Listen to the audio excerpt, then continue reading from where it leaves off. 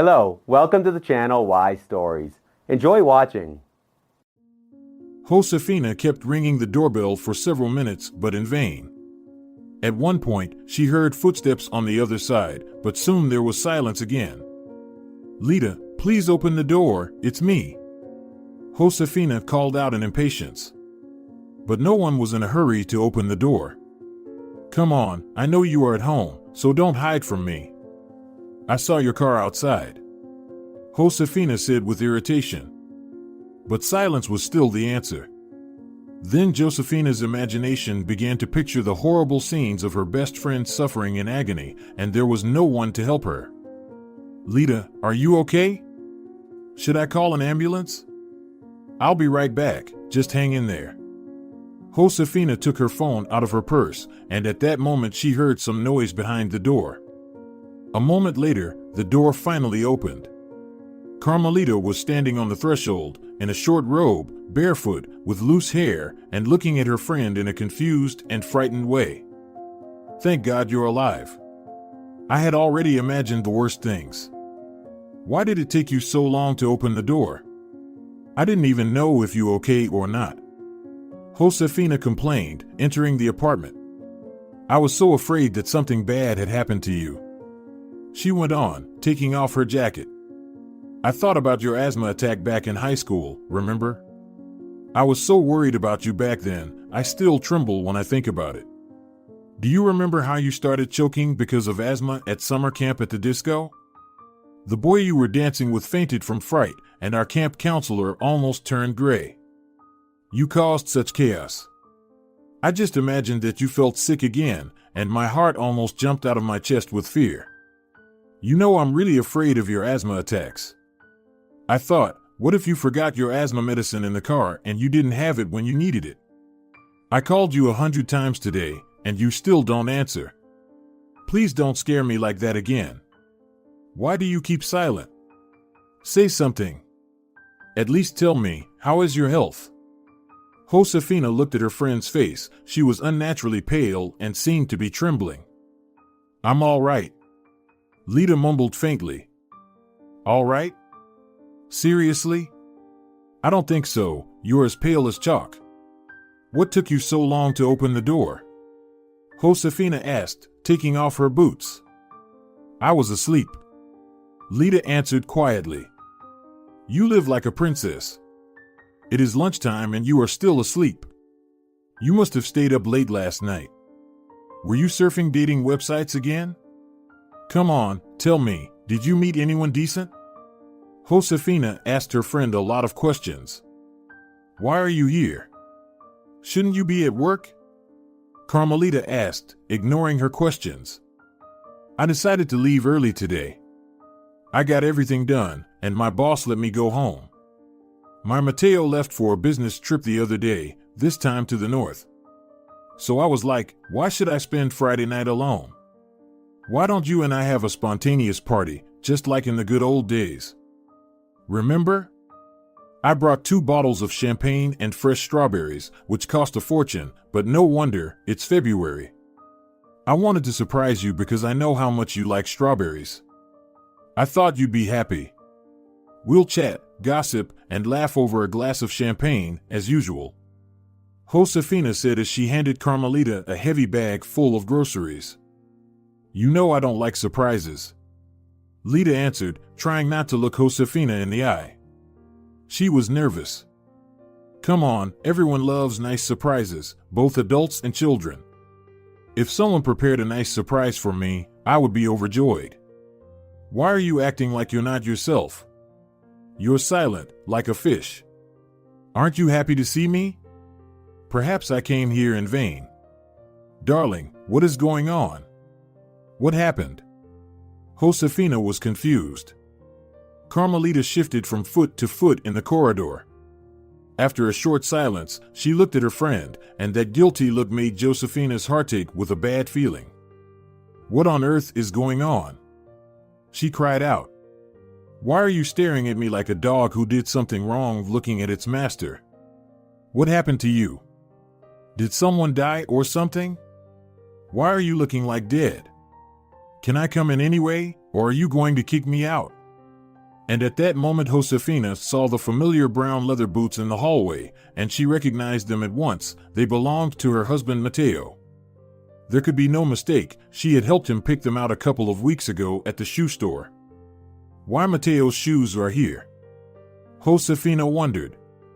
Then she looked up at the coat rack. There was his beige coat. Why hadn't she noticed it immediately? And by the mirror, on the dressing table, were his suede gloves. Josefina's thoughts were confused. Boots, coat, gloves. She could not put the puzzle together into a whole picture. I don't understand it. Is Mateo here? Josefina asked in a muffled voice, refusing to believe what was happening. Carmelita nodded, faintly, instead of answering. Where is he? I want to see him. Look, maybe you shouldn't. Lita answered confusedly, blocking the way. But Josefina easily pushed her friend's skinny body aside and went into the apartment. First, she checked the kitchen. It was empty. There were only 2 empty glasses on the table, a plate of snacks, and a half-full bottle of expensive French brandy hinting at the recent romantic dinner. Josefina walked to the bedroom door, froze for a moment, and then pushed on the handle. The door opened, and she saw her husband, Mateo, on her friend's bed. Look, Josie, it's not what you think. I can explain. He began to talk confusedly. So that's what your business trip is all about. His wife interrupted him. She was boiling inside. You've got it all wrong. Mateo tried to justify himself, pulling on his pants in a hurry. Yes, I thought you were making love, but in fact, you were discussing the budget of the company for the next year in her bed, right? Josefina said sarcastically. She turned around and saw Carmelita red as a boiled lobster, biting her lower lip nervously. Josefina knew her friend's habit. She always did this when she was nervous.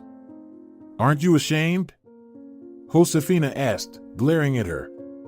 I am sorry. I know it is my fault, but I didn't mean to hurt you, really. She said, stammering a little. So how long have you been seeing each other behind my back? Josefina asked. Well, it's not really important. Even if it happened only once, it's enough. But still, how long has it been going on? 6 months. Carmelita answered quietly. Josefina covered her face with her hands and wanted to disappear at that moment, to fade away like a mist. I'm sorry, Josie, I'm so sorry I hurt you. I'm an idiot, a stupid jerk. Well, hit me if you want to, curse me. It started so spontaneously, so ridiculous. Mateo tried to explain as he put on his t-shirt. I didn't expect it myself. Lita asked me to bring her medicine, and I arrived. She was lying on the bed, so vulnerable, so fragile, and somehow everything happened by itself, and it went like an avalanche. These pathetic excuses made Josefina feel even worse. It would be better if he were silent now. Every word he said was like a stabbing. A lump rose up in her throat and tears poured down her cheeks. What a disgusting scene, just like in some vulgar joke or cheap novels. Josefina sobbed. I thought that you and I had a good family, Mateo. That you and I loved and trusted each other, that we appreciated everything we had. I mean, we had far-reaching plans, we dreamed of having children, and we even went to the doctor last week. I was sure we were a real family. And it all turned out to be nothing, just a lie. You were cheating on me and slept with my friend. With my best friend, the one I considered my sister. It's just the peak of cynicism. I can only imagine how you laughed at me here. No, you are wrong, Josie. Please, forgive me. Carmelita said. I don't know how this happened either. I'm so sorry. You are like a sister to me. Our friendship is the most precious thing in the world. Don't touch me with your dirty hands, you traitor. Josefina shouted, pulling away from Carmelita's embrace.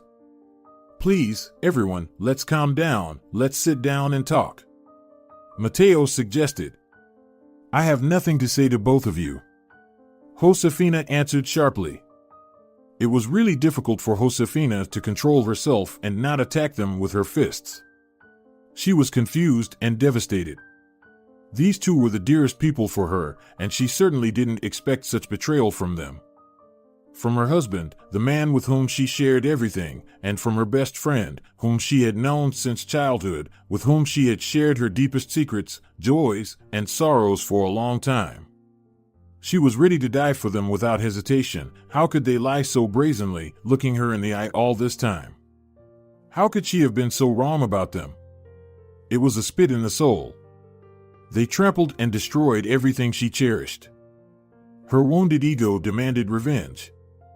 Josefina desperately wanted to tell these traitors everything she thought of them, to have a real drama with breaking dishes, slaps, and hysterics.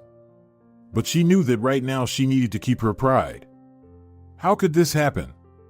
When did Mateo's love go away? And how can she live after that? How can she accept the fact that the closest and dearest person had betrayed her trust? Her heart ached.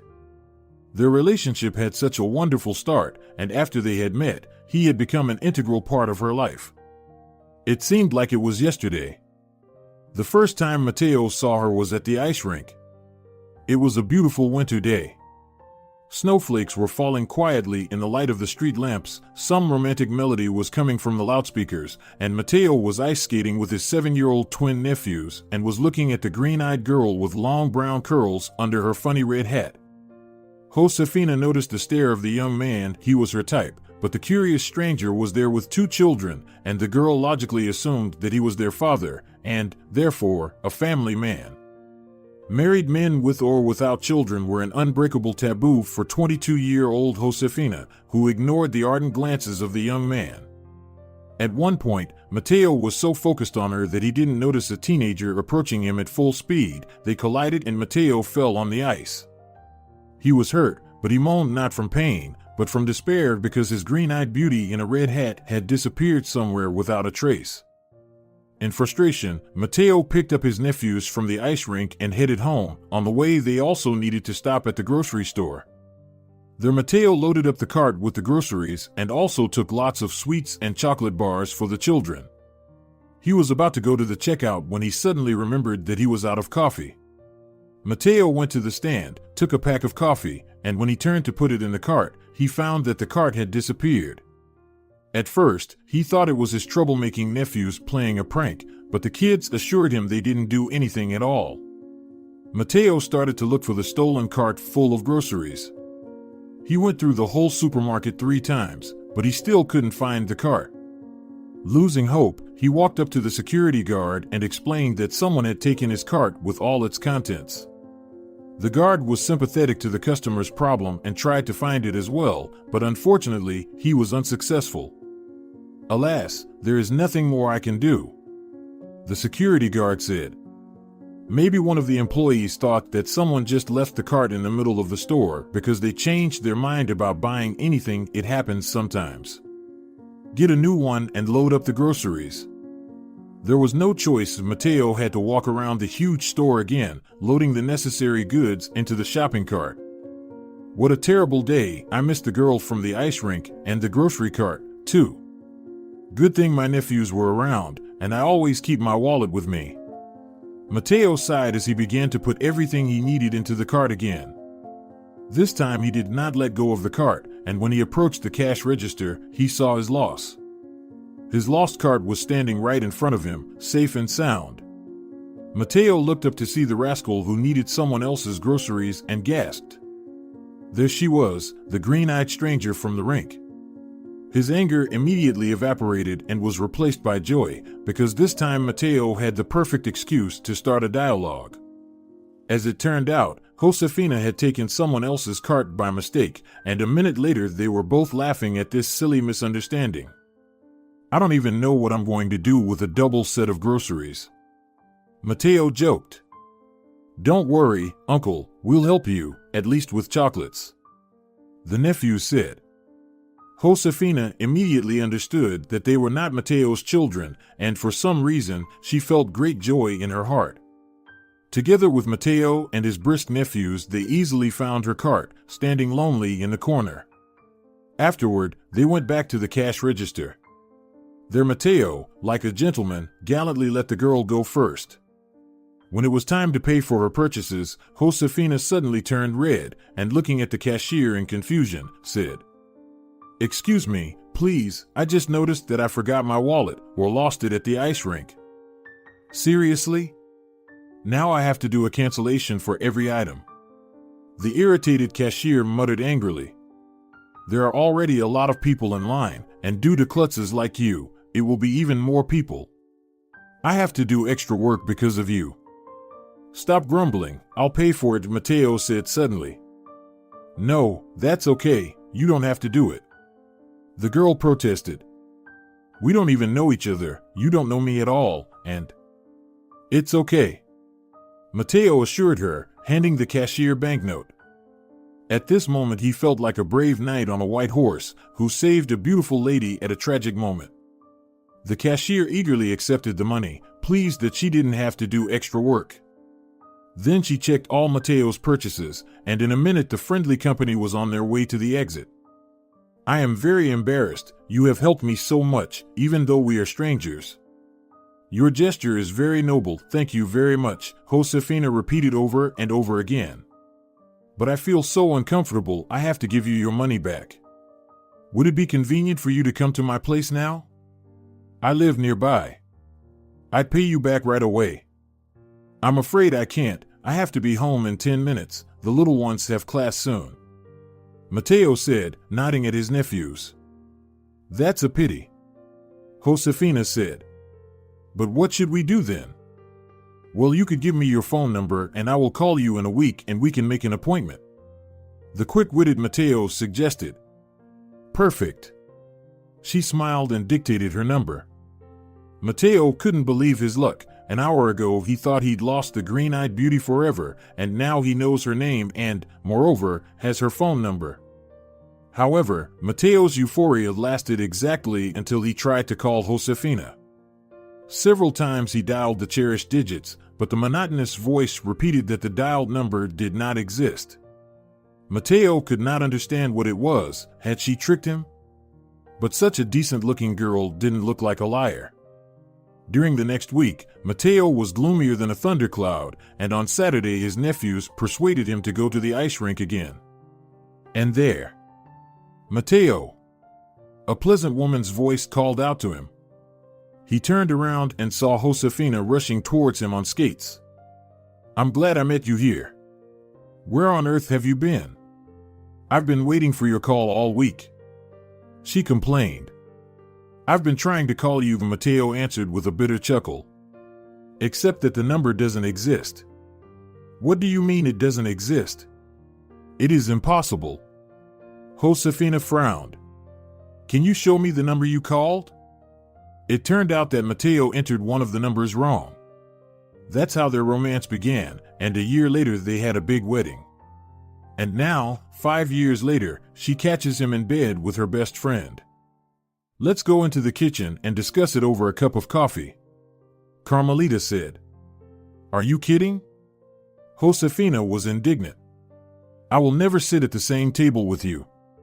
You are like a viper who invaded my marriage and ruined it. If things had been good in your marriage, this would never have happened, Josie, Carmelita remarked. You don't know anything about our marriage, Josefina said, raising her voice.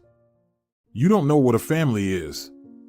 You fly around like a butterfly from one bed to another, from one man to another. You talk as if I were the only one to blame, Carmelita said, with an offended look on her face. No, you're not the only one. I'm just as much to blame for that. I am guilty of being nice to both of you. I thought you were the dearest people to me, and I loved and trusted both of you unconditionally. Josefina's voice trembled. She tried to pull herself together, but it was impossible. Please, calm down, her husband asked her. You shouldn't be so nervous. Don't tell me what to do, she shouted. I have had enough. I don't want to stay here any longer. I'm leaving. Josefina headed towards the exit, but Mateo immediately rushed after her. Please wait, let's leave together. She means nothing to me. The husband spoke confusedly. Means nothing? Carmelita's indignant voice was heard. That's not what you told me last night. Shut up, Mateo shouted at her. Don't you dare tell me to shut up. Let me remind you that you are not at home, you are in my apartment. Lita shouted back at him. Oh, I'm sorry, I forgot you're on a business trip. You bitch! Mateo shouted. Traitor! Carmelita answered him. Go to hell, both of you, Josefina said and left the apartment. She decided not to wait for the elevator and ran down the stairs. Josefina got out of the building and walked briskly toward the driveway. Her greatest fear at this moment was that Mateo might try to catch up with her. An unbearable pain tormented her soul. Are they really in love and this is the end? Josefina pondered, wiping away the tears. She refused to believe what was happening. How could her Mateo give in to temptation? How could he offend her so much? Everything shrank inside her when she thought about the fact that she had been tricked for 6 months. Josefina felt very bad. Why on earth did I decide to go to Lita's today? She thought to herself. If I had just stayed at work, none of this would have happened. Isn't it better to live in peace and know nothing and happily exist in blind ignorance? It is not for nothing that wise people say, the less you know, the better you sleep. As she approached the road, she wanted to catch a cab. Josefina. Suddenly Mateo's voice was heard somewhere in the distance. She turned around and saw her unfaithful husband hurrying toward her on the icy sidewalk. Wait, please, let's talk, he shouted. When he was only 50 meters away from his wife, a taxi cab pulled up near Josefina. What address do you need to go to? The gray-haired driver asked. Josefina opened the door quickly and, jumping into the cab, commanded, Just drive forward. The cab driver hit the gas, and the car started. Mateo looked sadly after the car as it drove away. It was warm and comfortable inside, but Josefina trembled. She experienced this before. It was a reaction to stress. She knew she needed to calm down to warm up. Her phone vibrated and she glanced at the screen. Mateo was calling. Josefina dropped the call and switched the phone to silent mode. At that moment, a romantic rock ballad was playing on the radio, a song she and Mateo had chosen for their wedding dance. The girl could not stand the rush of emotion and burst into tears. Why are you crying? The elderly cab driver asked. Personal matters, Josefina answered. Why don't you tell me about your problems? Maybe it will help you feel better. You know, I'm a very good listener. I promise not to interrupt. Should I tell you? But we don't know each other, Josefina answered. Sometimes it is easier to say something to a stranger than to someone close to you. The driver smiled. You know, sometimes it seems to us that there's no way out, that we're at a dead end. But that's not really the case. It's just that in stressful situations, people are unable to notice some important things, and sometimes it's easier to see the full picture from the outside. Well, then maybe you can explain to me why men cheat. Why are they like animals, unable to resist temptation? I feel so crappy right now. My husband and I lived together for 5 years.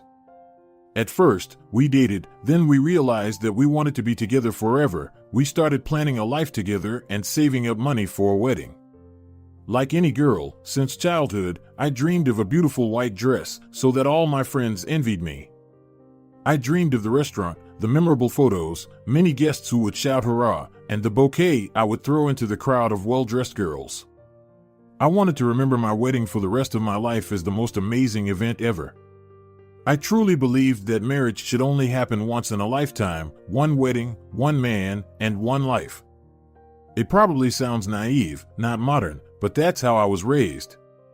My beloved husband's name is Mateo. He is a very talented engineer who graduated with honors from university and got a prestigious job and a good position. His job requires frequent business trips. Frankly, I did not like it when he left. Since childhood, I hate separation. My father was a geologist and sometimes he was away from home for months. I remember how my mother and I used to wait for him, looking out of the window for hours, and I felt so sad. I still remember that feeling. But still, I tolerated Mateo's business trips. I understood that his career and, consequently, the financial well-being of our family depended on his frequent business trips. "Do you have children together?" the cab driver asked. "No. We'd been dreaming about having a baby for a long time, but I couldn't get pregnant. Recently we had an appointment with the doctor. We had an examination, an ultrasound, and a bunch of tests, but it doesn't matter anymore. There will be no baby, at least not with him. But he and my friend Carmelita might have a baby. I caught them today in her apartment. I thought my husband was away for a business trip, but he was in her bed. Funny, isn't it? I think the situation is really sad." The cab driver answered with a worried look. "Yes, you are right. One of my colleagues thinks that all men are jerks, that they are polygamous by nature, and women should not expect a swan's fidelity from their partners. Numerous times I argued with her, standing up for men, because I strongly believe that every man is able to control his instincts, including my Mateo. Why cheat if things are good between you? That's what I thought. I have never cheated on my husband, I just didn't need it. Although I had the opportunity, my colleague, Renat, had been courting me at work for a long time, and you know, he is a very interesting man. A handsome man with dark hair and oriental features can easily make any woman's head spin, and he knows a lot about wooing and compliments. It's not so easy to resist. However, I always remained an unassailable fortress for him, and not because I didn't want to or because I was so high moral, but because I loved my husband and believed that he loved me too. And if so, then there is no need for an affair.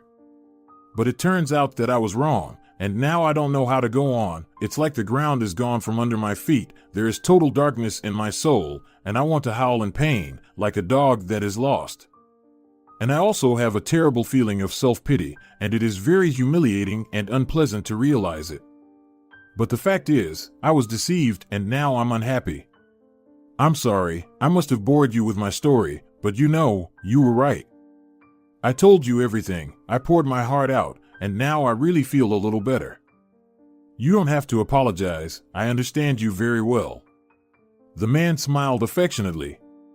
"Better than you can imagine. Do you understand?" Josefina asked him again. "Were you cheated on too?" "Alas, you are not alone in your misfortune. Your humble servant has not escaped this fate either," the man replied. "And what did you do?" Josefina asked, intrigued. "I have forgiven her," the stranger calmly answered. "Forgiven? But how? You just turned a blind eye and went on living as if nothing had happened? Just like that?" The cab driver nodded. "No, I definitely can't do that." Josefina shook her head. "I don't think cheating can be justified. If someone has cheated, it means they don't love anymore. That's all. Those who cheated once will cheat twice, some wise man said, and I completely agree with him.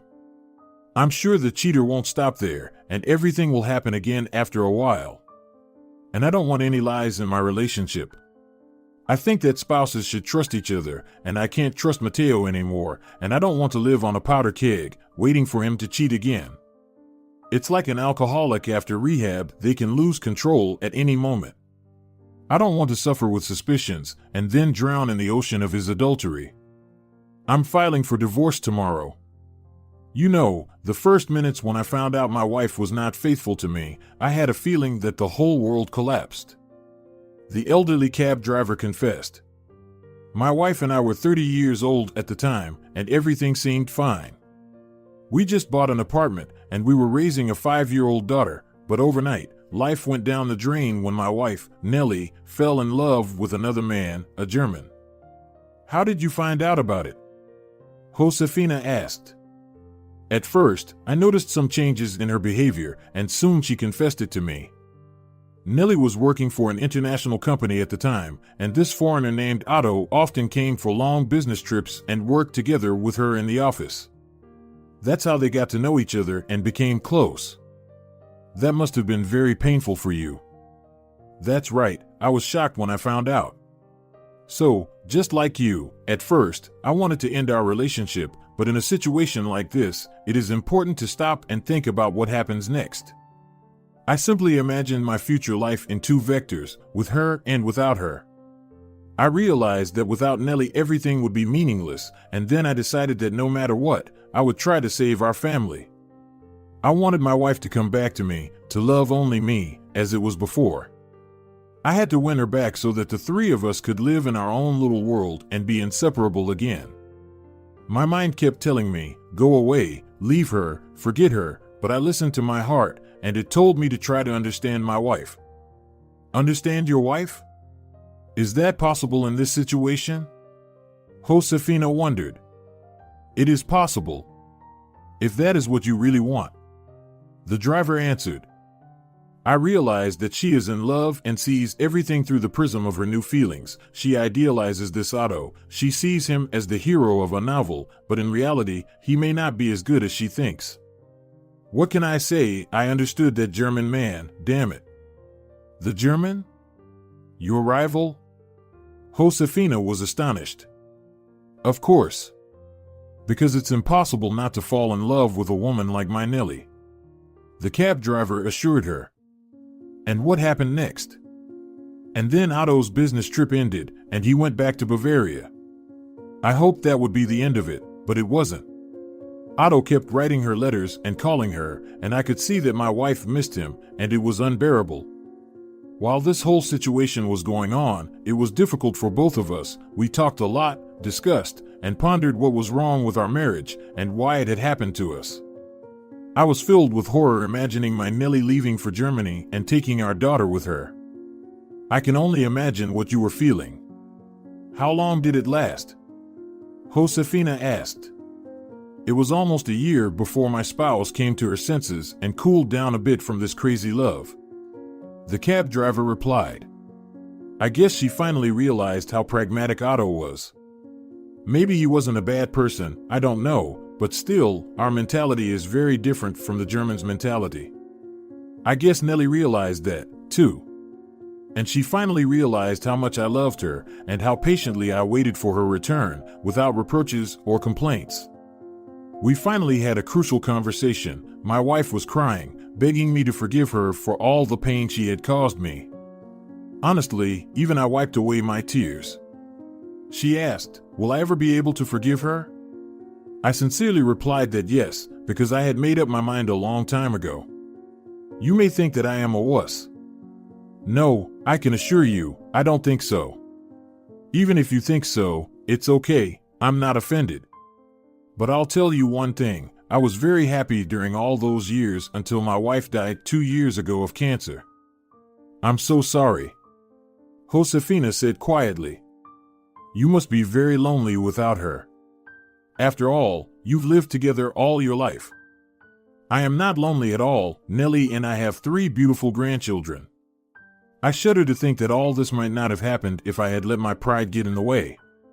So before you let yourself panic and make decisions based on emotion, ask yourself the question, what happens then? And then decide if you're ready to break up or can forgive him and save the relationship. But keep in mind that forgiveness must be sincere and real, otherwise, jealousy and mistrust will follow you like a shadow, and in the end, it will ruin everything. In fact, it is not easy to leave the person with whom you are connected by so many memories.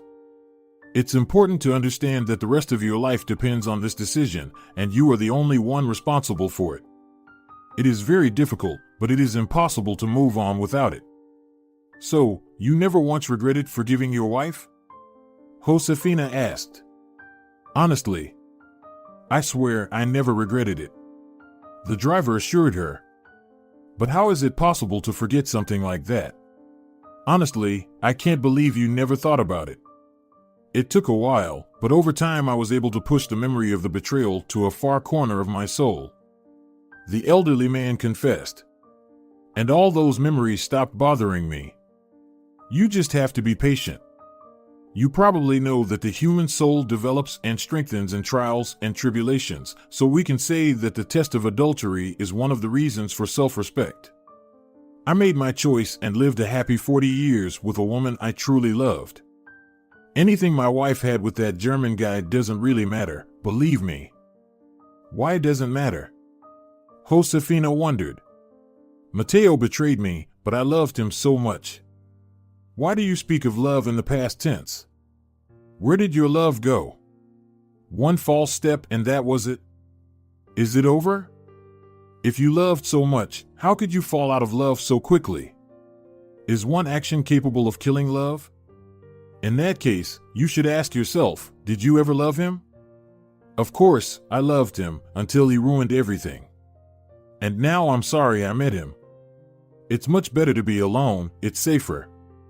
Maybe you are right, but it's not easy being alone because you need two people to be happy. The cab driver answered. And if there are two people, the third is sure to slip into your relationship. The girl exclaimed angrily. And this happens for centuries. Meanwhile, the car pulled up in front of Josefina's building.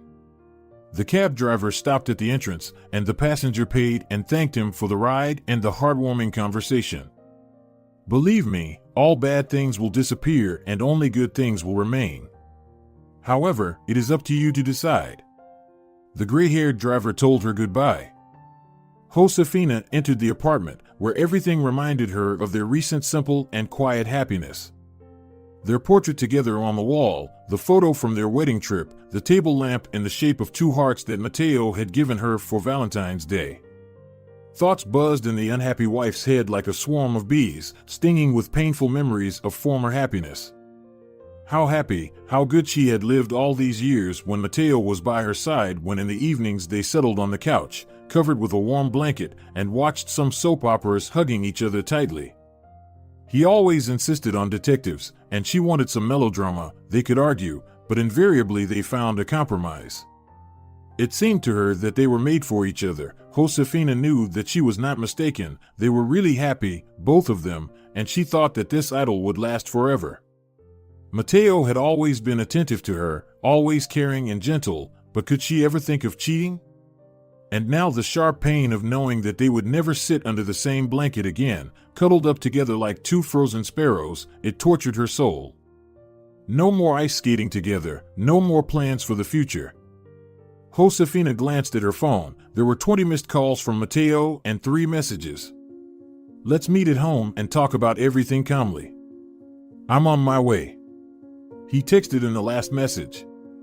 Josefina realized that she didn't want to see him, she just didn't have the strength to sort things out, to listen to the pathetic excuses, and she definitely didn't want to heal about any details of his adultery. She wanted only one thing, to run away somewhere, where no one would find her. But where to? The decision came spontaneously. Josefina dialed Rena's number. If it was about the report, you don't need to remind me, it is already on your desk. A pleasant male voice answered. No, it is not about that. Josefina said. Oh, really? Then why are you calling me? I am intrigued. Rena was surprised. I wanted to ask you if you are busy today. Maybe we could go out together? I can't believe my ears, someone please pinch me. Rena exclaimed. Did something happen to you? No. Josefina lied. I just want to have a drink and relax. Well, then you dialed the right number. Rena answered. I'm in a bar on the seafront. Do you know where it is? Yes, it's not far from my place. I will be there soon. I am waiting, Rena answered. 20 minutes later, Josefina entered the building. The bar was half empty, it was cool, half dark, smelled of tobacco and strong perfume, the lights were muted, and the music was pleasant. Contrary to expectations, Josefina liked it. She saw Rena immediately.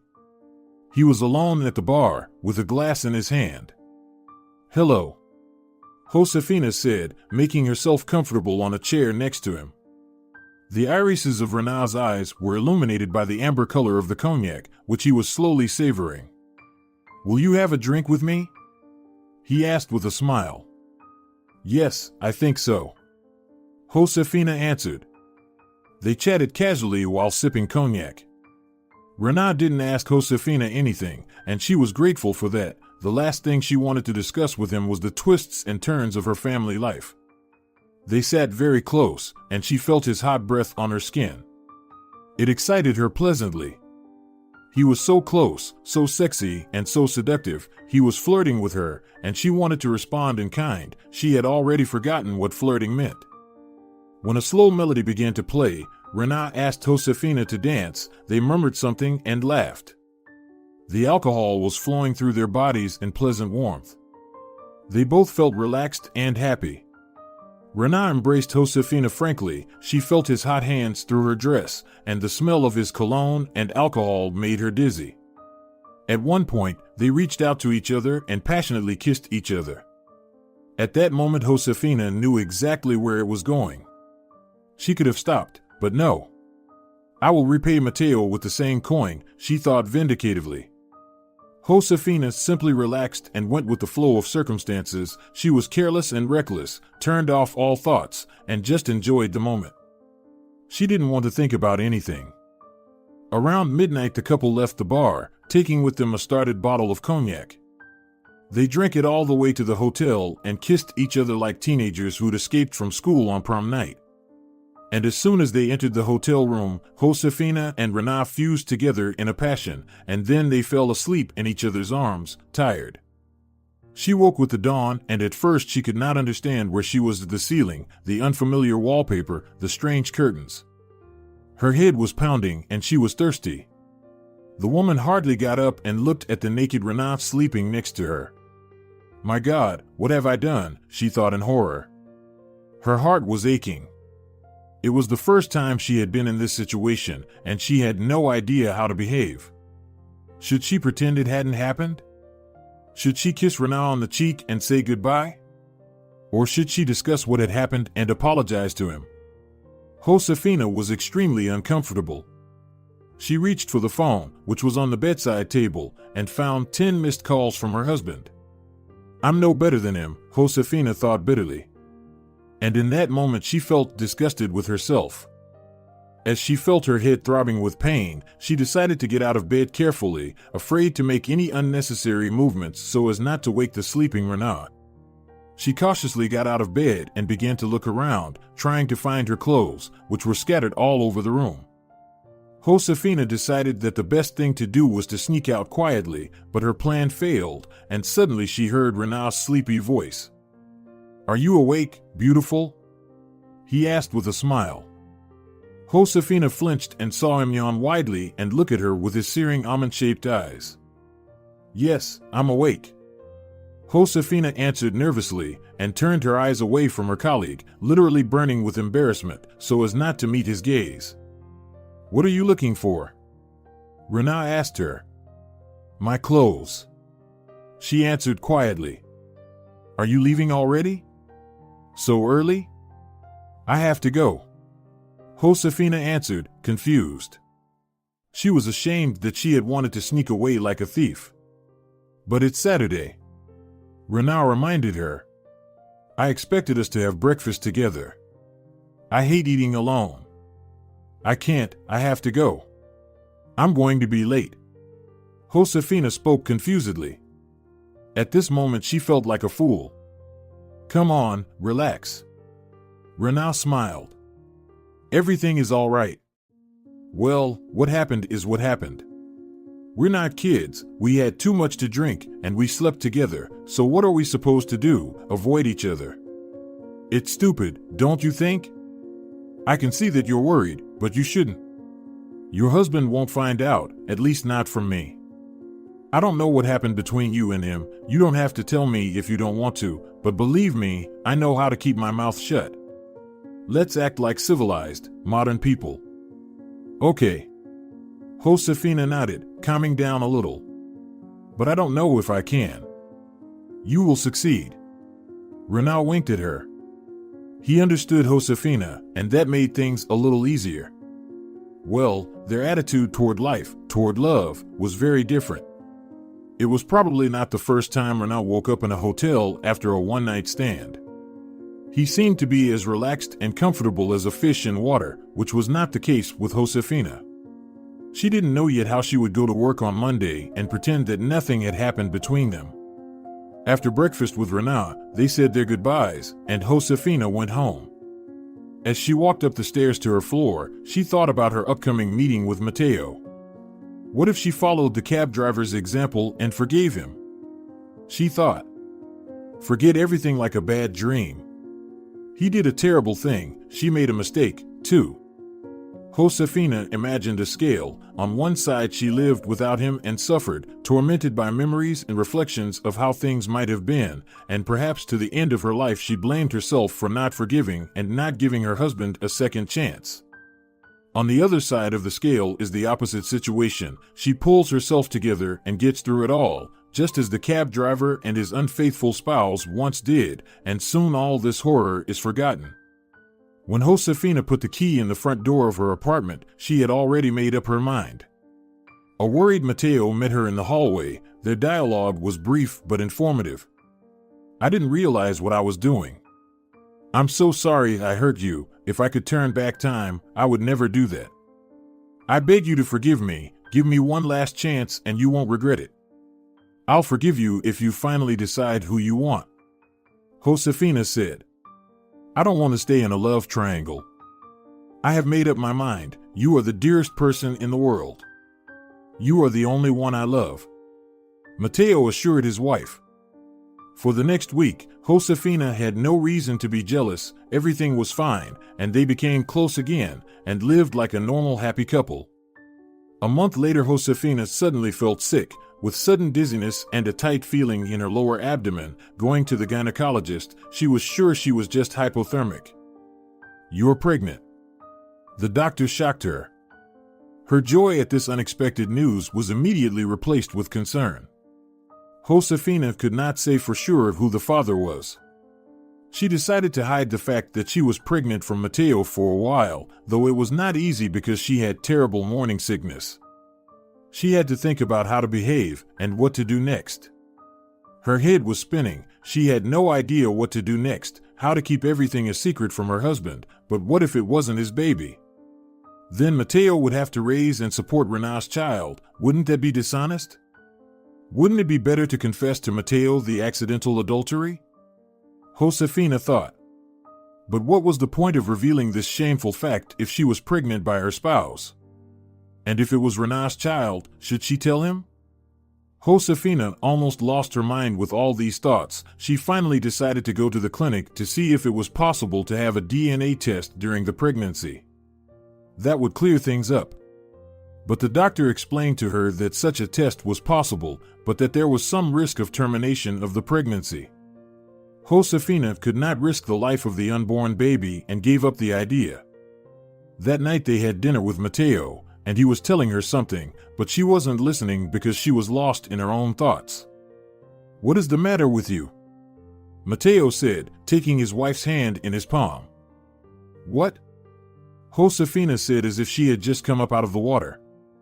I mean, you haven't been yourself lately. Are you feeling all right? He asked. Yes, I'm fine. Josefina nodded. I see that you don't feel well in the morning. Mateo said. I don't want to hope in vain, but I think you are pregnant. I know we have been dreaming about it for a long time and I would hate to be wrong. But I have the feeling that this time it works out. Josefina, you may think I'm an idiot, but I've got a pregnancy test. With these words, Mateo handed his wife the package from the pharmacy. Josefina felt trapped in a corner. Mateo, you're not wrong. I am pregnant. She confessed. I knew it. Mateo exclaimed joyfully. His eyes shone with joy. He took Josefina in his arms and swung her around. How long have you known this? Why didn't you tell me right away? He wondered.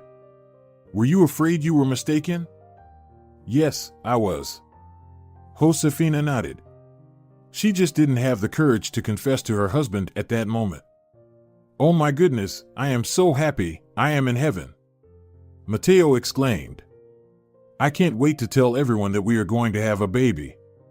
I want to shout about it so everyone can hear. Please, let's not be in a hurry. Josefina asked him. I'm still in the early term.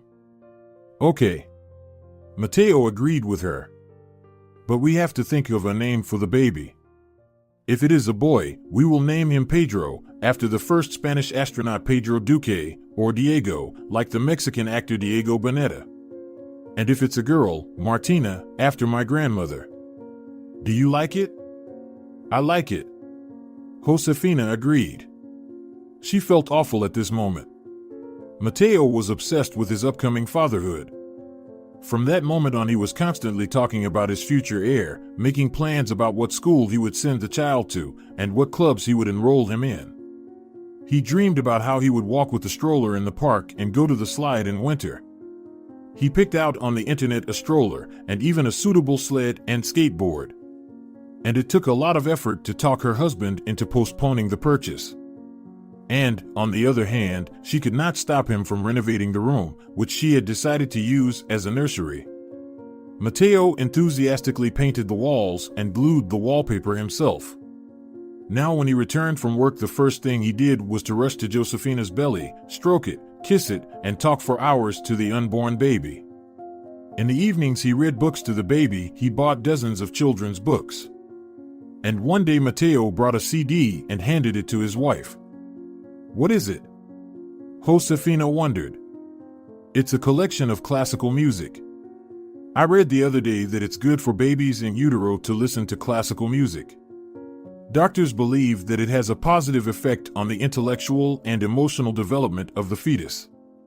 Mateo surrounded his wife with love and attention, taking care of all the housework, cleaning, ironing, and laundry. He also made sure she ate well and stocked the refrigerator with food, making sure Josefina's diet was nutritious and multivariate. You have to eat well, he would say. There are lots of fruits and vegetables. They are rich in vitamins and fiber. Mateo insisted on going with his wife to the first ultrasound and listened with fascination to the baby's heartbeat. Tears came to his eyes at that heartwarming moment. How can I tell him that maybe it's not his baby? Josefina pondered with confused feelings. She knew that Mateo would be a great father, but she could not be completely happy, her conscience constantly gnawing at her. Josefina saw her husband rejoicing, waiting, dreaming of a future baby, and she felt bitter. More than anything, she wanted the baby to be from her husband, but she was not sure of that. She realized that the longer she waited, the worse the situation became. One day Mateo came home with a big box. Josefina opened it and saw a shiny bicycle. I was passing by the store, saw this beauty in the window, and I just couldn't resist, he confessed. I also ordered 2 matching t-shirts for me and our baby. I know you're going to scold me, but I thought it would be really cool. And Josefina realized that the difficult conversation couldn't be delayed any longer. Mateo, we need to talk, she said quietly. Please cancel your order, you may not need it. Why not? He was surprised. Is there something wrong with our baby? I am not sure it is your baby. At this moment, Josefina felt like an executioner. What do you mean? I don't understand. What do you mean not mine? Whose then? Mateo said in confusion. Rena, a colleague from work. Josefina said frankly. I don't understand. What does Rena have to do with it? I slept with him the night I caught you with Lita. It was stupid, but I was completely broken and didn't know what I was doing. Mateo looked at his wife with puzzled eyes. I can't believe it. How could you? The same way you could. The only difference is that it lasted 6 months for you, and it only happened once with me. But that's different, Mateo exclaimed. It's one thing to sleep with someone and another thing to have a baby with some strange man. Just so you know, I use protection. Do you realize what you've done? How could you be so irresponsible? Josefina felt a lump in her throat. You're the one who pushed me to do this, she shouted. I just wanted to get revenge on you. Now you've been in my shoes. Don't blame it on me. Mateo got even angrier. You made me feel like a pathetic jerk, and you made me beg for forgiveness on my knees while you acted like a total slut. Don't you dare insult me, Josefina said. At that moment, she felt a sharp pain in her lower abdomen. "Call an ambulance immediately," she said to Mateo. The doctors took Josefina to the hospital, where she was diagnosed with increased uterine tone and with a risk of miscarriage. And she had to stay at the hospital for a while. Josefina spent a month and a half in the hospital. During that time, Mateo never visited her. He didn't even text or call her. Josefina didn't call him either. Why bother? She would be bombarded with reproaches, attacks, and accusations, the last thing she needed in her condition. One day while Josefina was reading a book, there was a knock on the door of her hospital room. She looked up from her book and saw Lita in front of her. "May I come in?" she asked timidly. "No," Josefina answered flatly. But Carmelita crossed the threshold anyway. "I brought you some apples, red and sour, as you like," she said, holding out the bag. "That is very kind of you, thank you, but I don't want anything from you," Josefina answered. "Listen, stop being offended. Let's forget this unpleasant incident forever," Lita suggested. "You talk about it as if it were no big deal." Josefina raised her eyebrows in surprise. "But you have forgiven Mateo," Lita said. "Why are you still so mad at me? I wonder why women always blame the mistresses for the affair and not their husbands. I think it's very stupid. That's like accusing vodka of being drunk by a drunkard. Do you think it's not your fault at all?" "I didn't say that. That's partly my fault, too," Lita nodded. "But try to understand me, I'm a lonely, temperamental woman with weaknesses. After all, you're not innocent, are you? What are you trying to say? That you don't know who got you pregnant? Did Mateo tell you that? Complaining about his frivolous wife? That means you're still in touch with him," Josefina guessed. "Well, not like before. Not in the way you think," Carmelita told her quickly. "I don't care anymore. Then we can be friends again, as before." Lita was pleased. "Everything seems so simple to you. It's like nothing ever happened." Josefina smirked. "Well, why complicate things?" Lita shrugged. "You know, when you've been betrayed, it's like having your arms broken. You can forgive, but you can't hug anyone." Josefina sighed. "You're always dramatizing things. Keep it simple." "You know, Lita, don't come to me anymore. We can't be friends," Josefina said and turned her back against the wall. "Well, as you wish. I won't be intrusive." Lita got up and headed for the door. There she paused for a moment, as if she wanted to say something else, but changed her mind and left. When Josefina was finally discharged from the hospital and returned home, she found that all of Mateo's belongings had disappeared from the apartment. There was a note waiting for her on the kitchen table. "I think after everything that has happened, it would be better for us to live separately. At least until you have the baby. Right after the baby is born, we'll do a DNA test, and if the paternity is confirmed, I'll raise and take care of the baby. But if it turns out the baby is not mine, you and I will have to divorce." Josefina crumpled up the note and with a well-aimed movement of her hand sent it into the garbage can, the same place she mentally sent her husband. She didn't care where he was or who he was with. She didn't care even if he was with Lita. As soon as Josefina crossed the threshold, an excited receptionist, who was the #1 gossip girl in their company, rushed to her.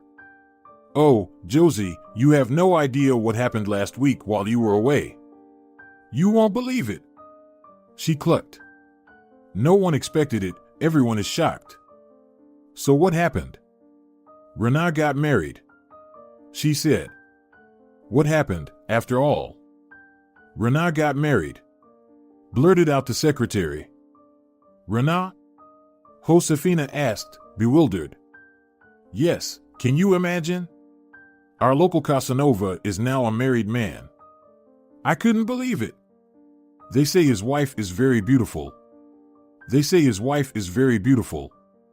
And apparently, she is very clever and pushy, since she was able to tame our stallion. Well, family is wonderful." Josefina said with a smile. Was she upset when she found out about Rena's wedding?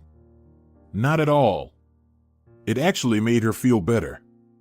Because if she was carrying his baby under her heart, she wouldn't tell him about it now. After all, it might ruin the young family. She was so tired of all this geometry of love that the last thing she wanted was to get into another love triangle again. The remaining months of Josefina's pregnancy went easily and without complications. She went to work and chatted casually with Rena. They had friendly conversations at lunchtime, discussing his family life and her pregnancy. He was absolutely sure that she and her husband are doing well, and her big belly is clear proof of the harmony in their life. Rena never once thought that it might be his baby. Josefina went into labor on schedule. On an early autumn morning, she delivered her son. She didn't feel it necessary to tell about it to Mateo. When the nurses brought the infant for feeding, Josefina looked at her son's face, trying to guess who he looked like. The boy was an exact copy of his mother, with the same lips, the same eyes, and the curve of his eyebrows. "So, you will be happy, my little one," she said softly and kissed the top of her son's head. 3 days later, Josefina was discharged. She walked up to the cab waiting at the gate of the maternity hospital, holding the baby in her arms. The driver got out of the car and opened the door. "How are you doing?" he said cheerfully. "Do you remember me? I recognized you at once. I gave you a ride last winter and you were very upset then." Josefina turned her eyes away from her son and looked intently at the cab driver. It was him, the same driver who had told her the story of his wife's infidelity. Gosh, it seems to me it was 100 years ago, Josefina thought, as if it happened in a different life, with someone else. "Of course, I remember you, and I am very glad to see you again safe and sound," she answered, getting in the car. "I see that you are a mother now." "That's wonderful, congratulations," the cab driver said as he started the car. "Thank you," Josefina answered. "I still can't believe it. Where's the father?" "The father?